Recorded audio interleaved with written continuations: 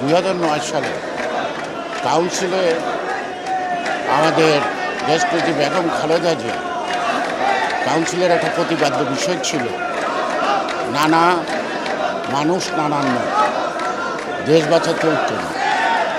সুতরাং সংসদে ডিবেট হবে, এই ডিবেটের মধ্যে দিয়েই কিন্তু আমরা একটা যৌক্তিক সিদ্ধান্তে আসছি।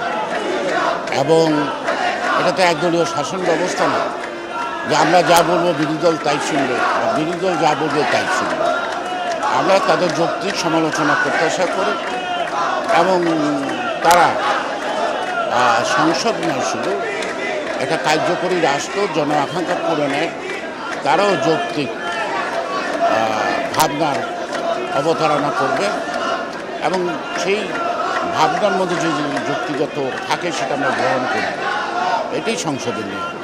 সংসদে বাকবিতণ্ডা লত হবে, না হওয়ার তো কোনো কারণ নেই। আপনারা গতকালকে আমাদের প্রতিবেশী দেশে বাংলাতে হচ্ছে যে বিজেপি যে হাল হলো, তো সেই বিষয় থেকে আপনারা কীভাবে দেখছেন? এবং আমাদের অনেক রাজনীতিবিদদের শঙ্কা করছে যে এখন বাঙালিদেরকে পুশিং করার বিষয়টা আছে, সেটাকে আসলে আমাদের রাজনীতিবিদ কীভাবে করা? আমাদের এটার জন্য অপেক্ষা করতে হবে।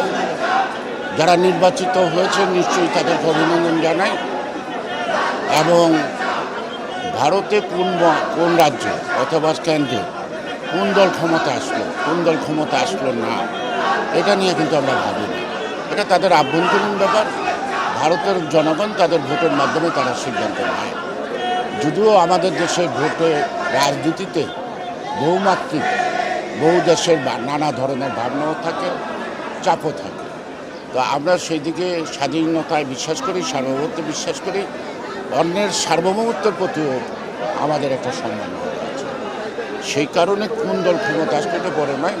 ভারতীয় জনগণ যাকে ভোট দিয়ে নির্বাচিত করছে তাদের সাথে আমরা করব, তাদেরকে সামনে রেখে আমরা করছি। আর যে আশঙ্কাটা আছে সেই আশঙ্কাটার সম্পর্কে এই মুহূর্তে আমি মন্তব্য করব না। আশঙ্কাটা আতঙ্ক থেকেও হতে পারে।